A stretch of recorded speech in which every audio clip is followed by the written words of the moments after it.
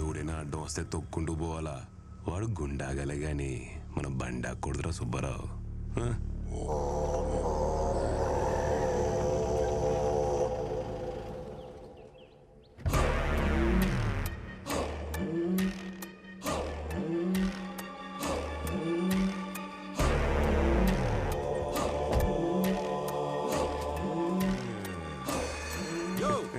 ఆడనే ఉండవు.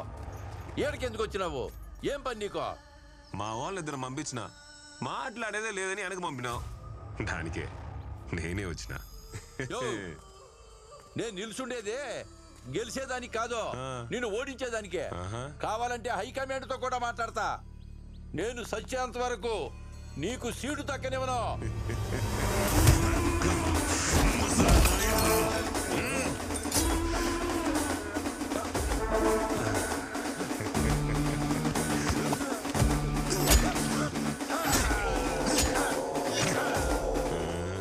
రాజకీయాలకు పోతున్నాం కదా, ఎన్ను పుడి పుడిచేది నేర్చుకుంటా.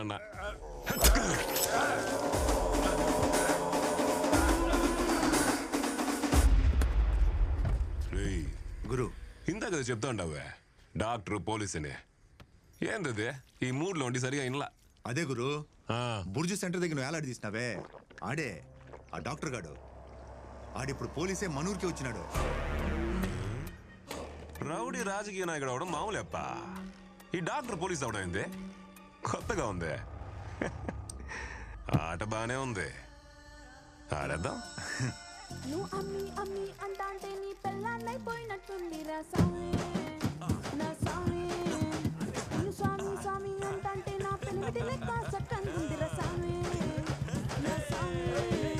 నీ ఎనకే ఎనకే అడిగేస్తాంటే, నీ ఎనకే ఎనకే అడిగేస్తాంటే ఎంకన్న కోడి ఎక్కేస్తుంది రా స్వామి.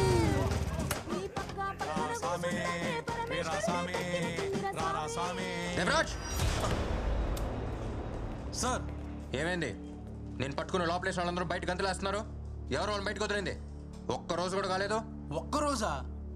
అరపూట కూడా కాలేదు సార్. ఇలా వెళ్ళారు, అలా వచ్చేసారు. వాళ్ళు గురువు మనుషులు సార్. వాళ్ళని తీసుకొచ్చి లోపల ఎలా వేస్తామండి? ఈ స్టేషన్కి నేనే కదా హైయర్ ఆఫీసర్ని. వాళ్ళు వదిలే ముందు నాకు ఎందుకు ఇన్ఫార్మ్ చేయలేదు?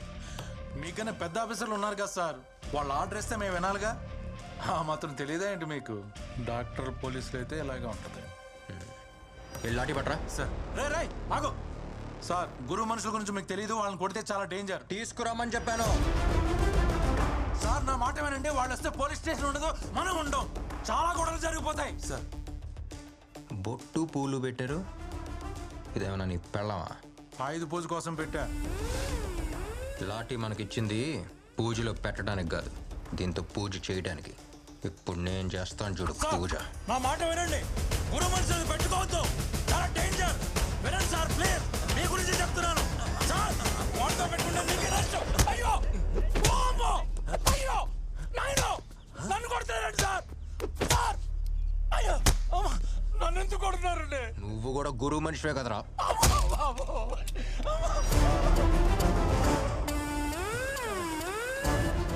శ్రీనివాసన్ సార్, ఒక చెట్టు పైన 40 పావురాలు ఉన్నాయి. వాటిలో ఒక్క పావురాన్ని కాల్స్తే ఎన్ని ఉంటాయి? 39 సార్. ఏంటి శ్రీనివాసన్, చిన్నప్పటి నుంచి కథ వింటున్నారు, అయినా లెక్క తప్పు చెప్తున్నారు.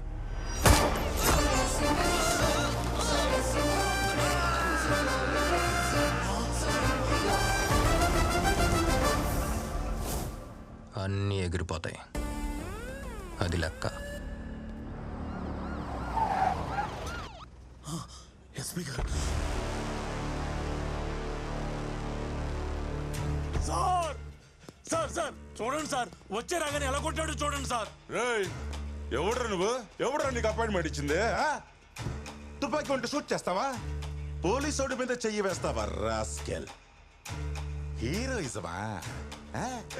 ఇప్పుడు చూపించింది హీరోయిజం ఎస్పీ గారి దగ్గర. సార్ మిమ్మల్ని కూడా కొట్టేశాడు.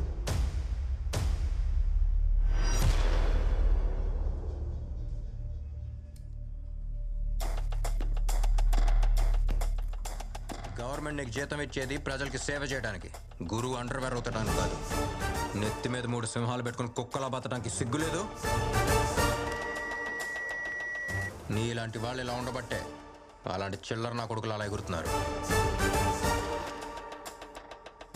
శ్రీనివాసన్ సార్. ఫ్యాక్స్ ఇవ్వండి. Okay sir.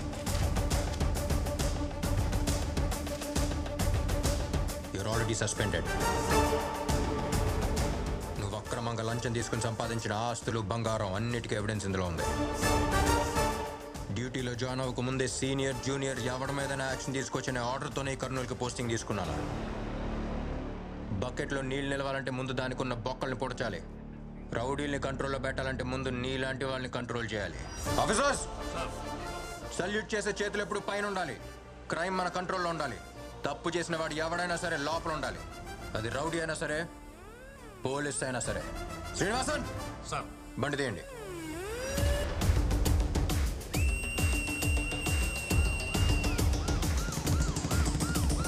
Hi, hello, welcome, నమస్తే. నేను మీ విజిల్ మహాలక్ష్మి. చెప్పండి, మీకు ఏ పాట కావాలి? నేను సత్యాన్ని మాట్లాడతా ఉండా. సత్య సినిమా నుండి ఓ పాట ఎత్తావా? సచ్చిన వేణు. పబ్లిక్ అనౌన్స్మెంట్ ఇవ్వాలి. అరేంజ్ చేయండి. Okay sir. మహా, we need to stop the show right now. పోలీసులు వచ్చారు. పబ్లిక్ ఏదో అనౌన్స్మెంట్ ఇవ్వాలట. లేదు, we have to get going. They are waiting. Why? We need to understand. అది కా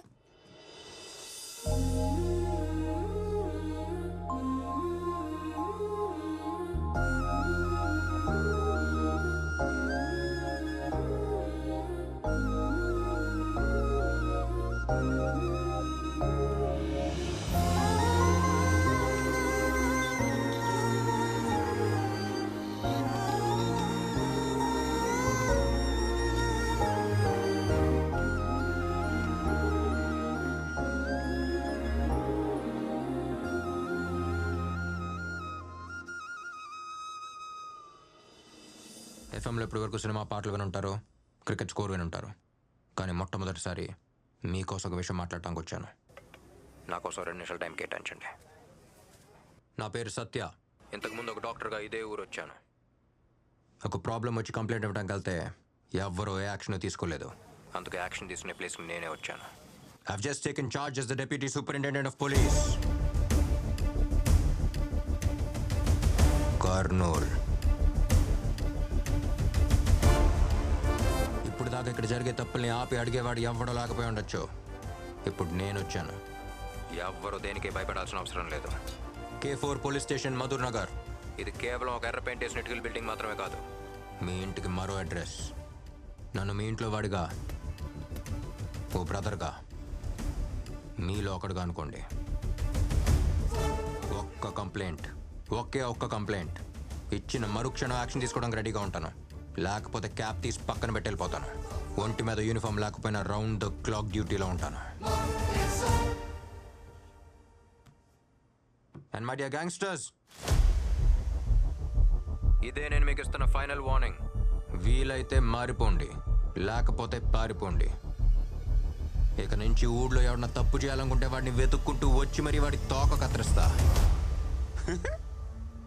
ఏరా, మనోళ్ళకి ఎవరికైనా తోకలు ఉన్నాయా?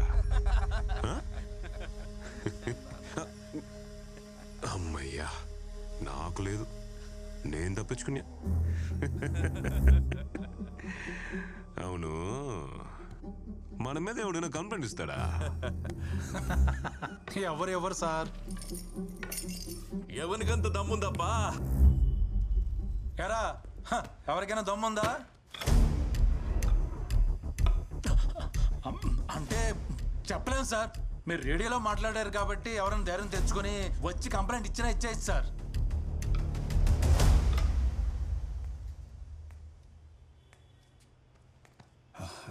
సారు, నేను కంప్లైంట్ ఇవ్వాలా? ఎవరికి ఇవ్వాలా?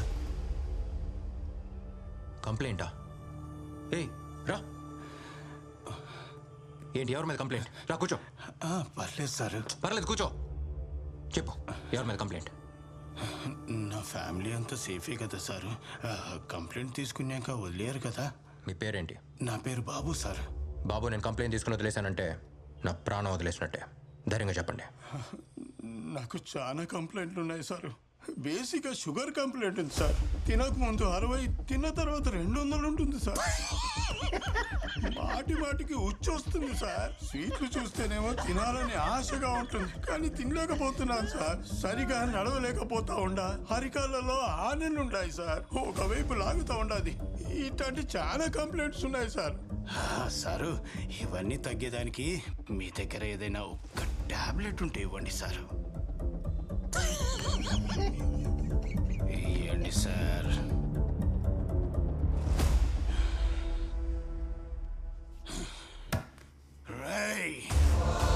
ఇక్కడ డాక్టర్గా ఉంటే మా దగ్గర నుంచి నీకు ఇలా రోజుకి 10 కేసులు వస్తాయి. నువ్వు చొక్కా మార్చినంత మాత్రాన ఇక్కడ చట్టాన్ని మార్చలేవు. ఇక్కడ గురు పెట్టిందే చట్టం. గురు అంటే పౌరుషం, గురు అంటే భయం. ఏమనుకున్నావు? ఏమయ్యా దేవా, నువ్వైనా చెప్పాలి కదయ్యా. అవును, నువ్వేందో కాలుస్తావంట కదా. రా ఈడ కాల్చు, నన్ను ఈడ కాల్చు, ఈడ కాల్చు. ఇక్కడ కాల్చు, ఇక్కడ కాల్చు, ఇక్కడ కాల్చు, ఇక్కడ కాల్చు, ఇక్కడ కాల్చు, ఇక్కడ కాల్చు, ఇక్కడ కాల్చు.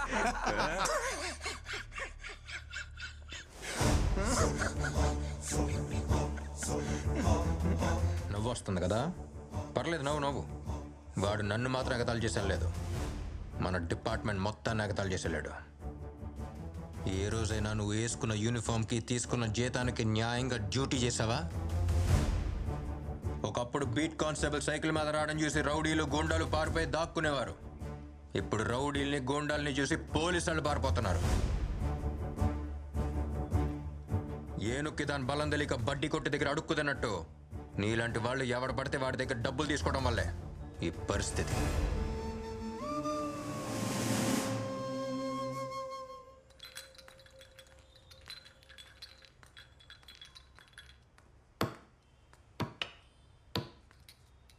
రే, ఎవర్రా నువ్వు? చదువుకోవాల్సిన వయసులో స్కూల్కి వెళ్ళకుండా ఇక్కడికి వచ్చి టీ చేస్తున్నావు? పాపం వాడు మాట్లాడాడు సార్, వినిపిస్తుంది కూడా. నేను మాట్లాడగలను సార్.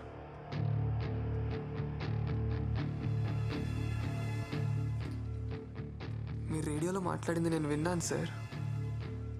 నేను టీ ఇవ్వడానికి రాలేదు సార్, కంప్లైంట్ ఇవ్వడానికి వచ్చాను. కంప్లైంటా? ఎవరి మీద చెప్పు. మా నాయన గురువు దగ్గర డ్రైవర్గా పనిచేసేవాడు సార్. చంపేసినారు సార్. మా నాయన సైకిల్ కొనిస్తానన్నాడని ఆయన కోసం పోయినా సార్.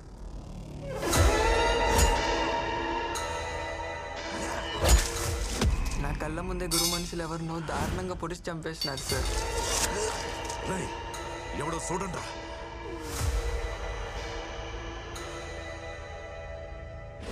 భయం వేస్తుంది నాయన. పిల్లకాయలు నామలేము. మీ నాయన